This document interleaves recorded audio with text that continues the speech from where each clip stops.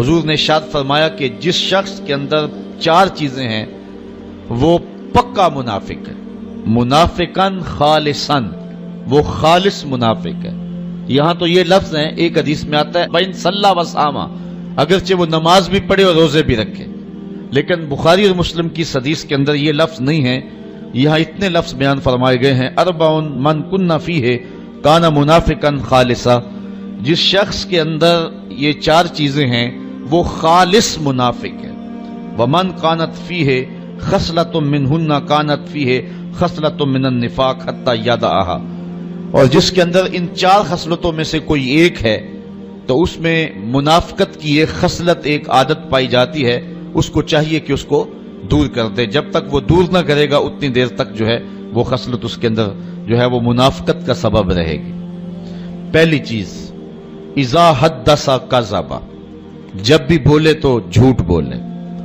آج میں اور آپ اپنے معاشرے کی ترتیب دیکھ لیں، جھوٹ ایک فن عظیم بن کے رہ گیا ہے، اور یہ علامت میرے اور آپ کے آقا و مولا نے جو ہے وہ بتائی ہے خالص منافق کی، کہ منافق جب بھی بولتا ہے جھوٹ بولتا ہے، مومن جھوٹ نہیں بولتا۔ حضور علیہ السلام سے پوچھا گیا کہ حضور مومن بزدل ہو سکتا ہے؟ فرمایا مومن بزدل نہیں ہوتا، بہادر ہوتا ہے، لیکن ہو سکتا ہے کبھی بزدلی بھی کر جائے۔ پھر عرض کی کہ حضور مومن بخیل ہوتا ہے؟ کہا نہیں، مومن سخی ہوتا ہے، لیکن ہو سکتا ہے کبھی اس سے بخل بھی ہو جائے۔ پھر عرض کی گئی کہ حضور مومن جھوٹا ہو سکتا ہے؟ فرمایا جھوٹا نہیں ہو سکتا، یہ طے ہے کہ مومن جھوٹا نہیں ہو سکتا، وہ ہوتا سچائی ہے۔ تو یہ مومن کی شان ہے۔ اور منافق جب بھی بولتا ہے جھوٹ بولتا ہے۔ وَإِذَا وَعَدَ أَخْلَفَ، اور دوسری منافق خالص کی علامت یہ ہے کہ جب وہ وعدہ کرتا ہے تو پھر پورا نہیں کرتا۔ آج کل تو جس سے وعدہ کریں لوگ کہتے ہیں اللہ کرے وہ ماری جائے، جس کو پیسے دینے ہو کہتے ہیں کہ وہ تو کسی ایکسیڈنٹ، کسی حادثے میں فوت ہو جائے، مجھے دینے ہی نہ پڑیں۔ آج کل تو حالات اس سے بھی آگے جا رہے ہیں۔ تو یہ منافقانہ روش ہے کہ وعدہ کیا جائے پھر اس کو پورا نہ کیا جائے۔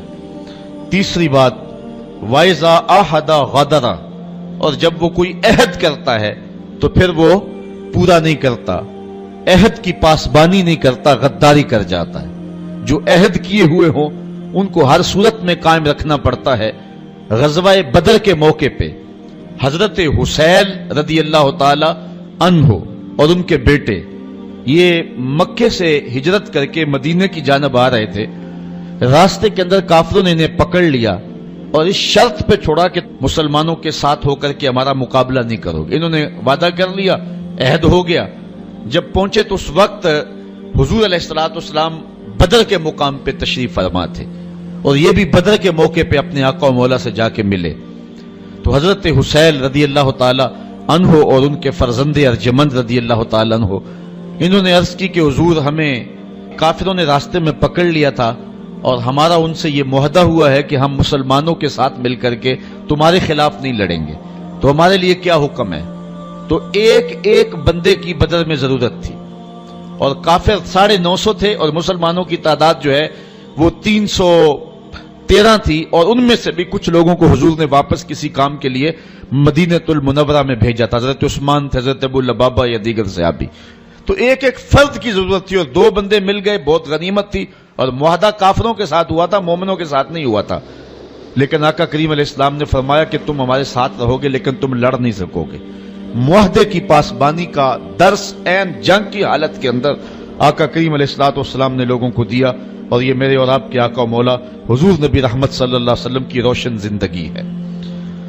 آقا کریم علیہ السلام نے کسی سے وعدہ کیا کہ میں تمہارے انتظار میں یہاں کھڑا ہوں، وہ جا کے بھول گیا، اور حضور علیہ السلام 3 دن تک اس کے انتظار کے لیے وہیں کھڑے رہے، صرف قضائے حاجت اور نماز کے لیے جاتے، پھر آ کے وہیں کھڑے ہو جاتے۔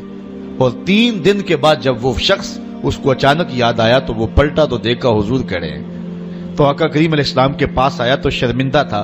حضور علیہ السلام نے صرف اتنا جملہ کہا، صاحب تو نے تو مجھے مشقت میں ڈال دیا، تو نے تو مجھے مشقت میں ڈال دیا۔ تو یہ ہے ایک نبی کی زندگی کا رنگ۔ اور منافق جب بھی وعدہ کرتا ہے تو پورا نہیں کرتا، جب عہد کرتا ہے تو عہد توڑ دیتا ہے۔ وَإِذَا خَاصَمَ فَجَرَ، اور جب وہ لڑتا ہے تو گالیاں بکتا ہے۔ الجھاؤ، اختلاف رائے، یہ زندگی میں اور معاشرے کے اندر ایک دوسرے سے پیدا ہو جاتا ہے، لیکن جب کسی سے الجھاؤ پیدا ہو جائے، کسی سے لڑائی پیدا ہو جائے، تو اس لڑائی میں جو ہے وہ گالی گلوچ کرنا یہ مومن کا طریقہ نہیں ہے، بلکہ ناراضگی اختیار کر لی جائے، خاموشی اختیار کر لی جائے، اور وہ بھی 3 دن سے زیادہ ناراض رہنے کا حکم نہیں ہے۔ 3 دن کے بعد فرمایا گیا کہ جو صلح میں پہل کرے گا وہ جنت میں بھی پہلے جائے گا۔ حضرت امام حسین رضی اللہ تعالیٰ عنہ کے بھائی ہیں حضرت محمد بن حنفیہ رضی اللہ تعالیٰ عنہ، ماں کی طرف سے فرق ہے، باپ کی طرف سے سکے ہیں، آپس میں کوئی الجھاؤ ہو گیا، شکر رنجی ہو گئی، 3 دن گزر گئے۔ حضرت محمد بن حنفیہ نے سوچا کہ امام حسین میرے بھائی بھی ہیں، بڑے بھی ہیں، پھر رسول خدا کی بیٹی کے بیٹے بھی ہیں، تو اگر ناراضگی ہوگی ہے تو میں جا کے صلح میں پہل کر لیتا ہوں، کوئی بات نہیں۔ گھر سے چلے، راستے میں حضور کا یہ فرمان آیا کہ جو 2 مومن آپس میں الجھ پڑیں، جو صلح میں پہل کرے گا وہ جنت میں پہلے جائے گا۔ یہ حدیث یاد آئی تو واپس پلٹ آئے اور گھر میں آ کے کاغذ کے ٹکڑے پہ ان کو خط لکھا اور قاصد کے ہاتھ بھیجا کہ میرے بھائی، میں تجھے منانے کے لیے گھر سے چلا تھا، راستے میں حضور کا یہ فرمان یاد آ گیا، میں تو گوارا نہیں کرتا کہ آپ سے پہلے جنت میں جاؤں، تو اس لیے آپ مجھ کو آ کے منا لیں، میں ناراض ہو کے بیٹھا ہوا ہوں۔ تو حضرت امام حسین آئے اور اپنے بھائی محمد بن حنفیہ کو راضی کر لیا۔ تو ہمیں یہ درس دیا گیا ہے، ہمیں یہ سب